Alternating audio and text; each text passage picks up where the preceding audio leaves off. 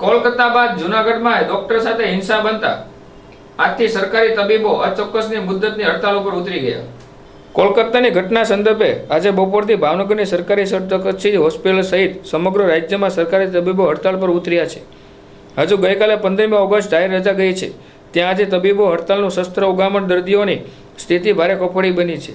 આજે બપોર સુધી ઓપીડી સહિતની સેવાઓ ચાલુ રખાઈ હતી। ભાવનગર સલ્ટી હોસ્પિટલમાં R1, 2 અને 3 તેમજ સિનિયર રેસિડેન્ટ અને ઇન્ટર્ન્સ ડોક્ટર સહિત તબીબો વિદ્યાર્થીઓ મળી 1000 લોકો અચોક્કસ મુદ્દતની હડતાલ પર ઉતર્યા છે।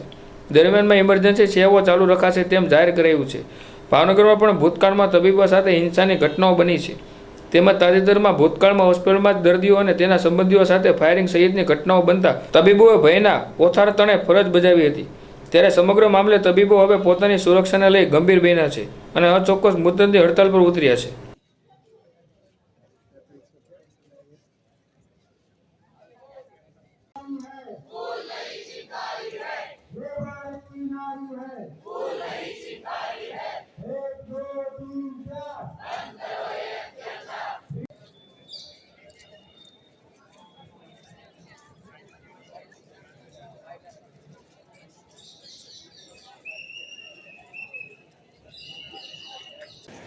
ડૉક્ટર વેદ વારિયા, ભાવનગર જેડી એસોસિએશનનો પ્રેસિડેન્ટ।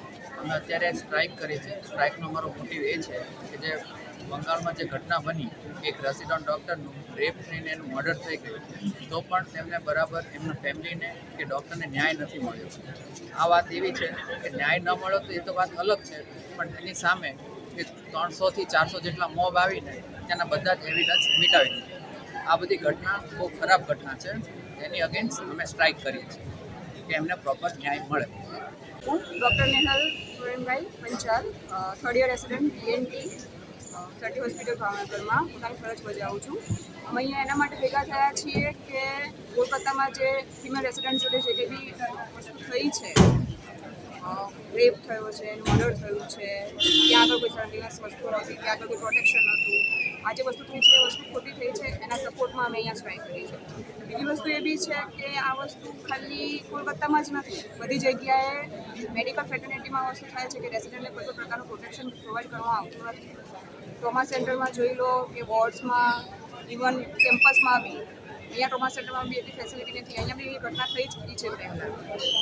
કેમ્પસમાં બી રાતે છોકરીઓ મતલબ ઇમરજન્સીમાં જતા હોય, કોઈ બી માણસો 4-5 ટોળા કંઈ બી બેઠા હોય છે, હોસ્ટેલની બહાર બેઠા હોય છે, ગેટ આગળ બેઠા હોય છે। એટલે વસ્તુ એ છે કે પ્રોટેક્શન થોડું ડૉક્ટર્સને બી પ્રોવાઈડ કરવું જોઈએ।